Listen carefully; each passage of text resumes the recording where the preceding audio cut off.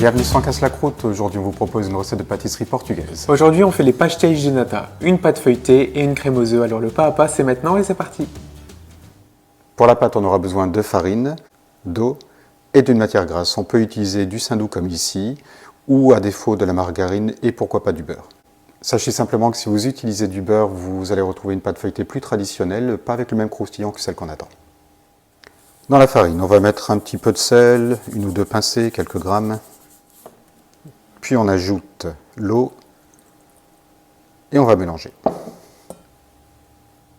On va mélanger l'eau et la farine progressivement jusqu'à ce qu'on ait une pâte bien homogène.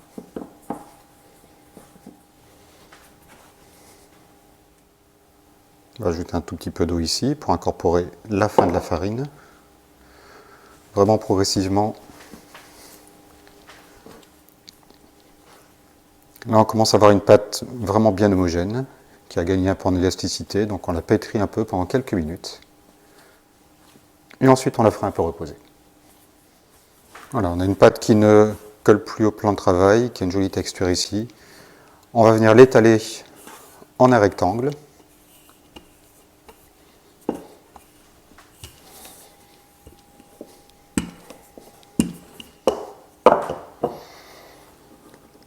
On va venir replier le haut et le bas, juste pour faire des marques. Pour savoir sur quelle surface on va étaler la matière grasse. Donc ici, entre ces deux marqueurs.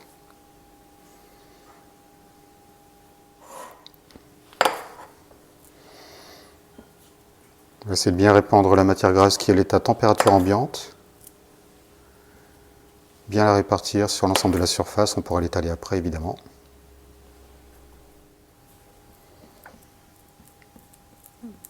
Et on vient l'étaler progressivement pour être sur toute la surface.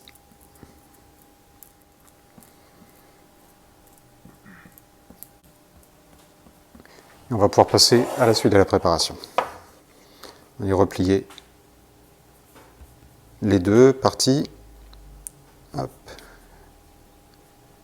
Bien venir les souder, on va essayer d'étirer un tout petit peu la pâte si c'est nécessaire, mais pas grand chose, là voilà, parfait. Et on va enfermer la graisse dans cette petite enveloppe.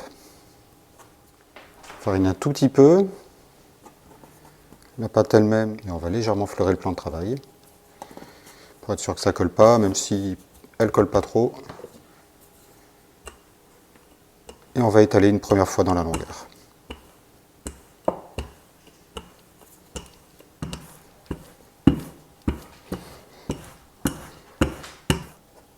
On va replier au tiers. Rabattre l'autre tiers dessus. On vient l'étaler donc maintenant dans l'autre sens. Et de la même manière, on va venir replier au tiers, le bas, et on va ramener le haut au-dessus, en enveloppe. Et on l'étalera une dernière fois.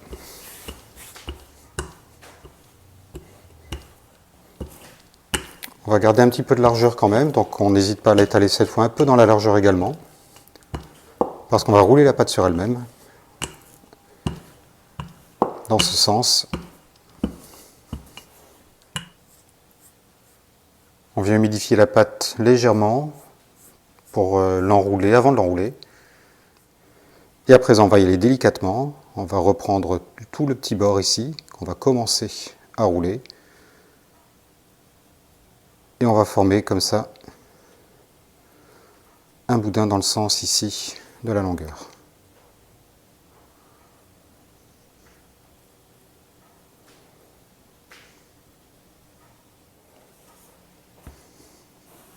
Pour la crème, on aura besoin de lait, d'eau, d'une pincée de sel, de zeste d'orange, de farine, d'extrait de vanille, de cannelle, de sucre et de jaune d'œuf. On commence par faire un sirop avec de l'eau, du sucre en poudre.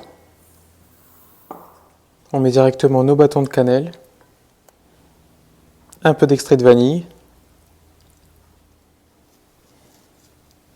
et de zeste d'orange. On fait chauffer jusqu'à l'ébullition, on laissera chauffer encore quelques minutes, puis on laissera infuser. Dans le même temps, on viendra faire une petite béchamel avec le lait, la farine et un peu de sel. On fait chauffer et on fera cuire jusqu'à l'épaississement de la sauce.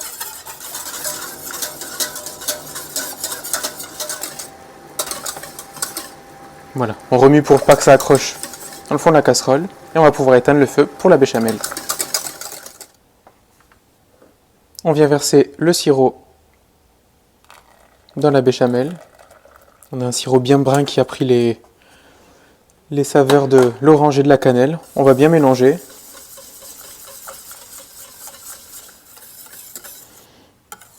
La béchamel a refroidi. On va pouvoir incorporer nos jaunes d'œufs.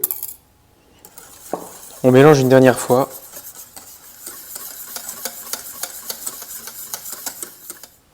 Pendant que le mélange crémeux refroidit, on est venu couper des petits rondins de pâte de 3-4 cm. On vient appliquer un petit peu d'huile sur le moule, sur les bords et dans le fond. Puis on prend le morceau de pâte dans ce sens-là et on vient l'étaler. Donc d'abord on va l'écraser.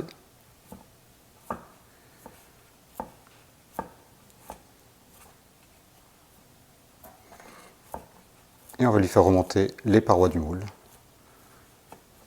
pour former le fond de pâte, le fond de tarte.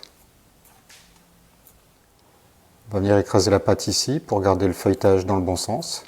Donc vraiment cette spirale dans ce sens-là.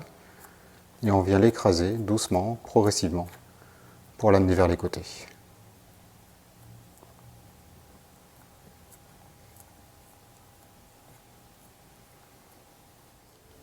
Enfin, on vient verser la crème jusqu'à environ 5 mm du bord. Et ça part en cuisson.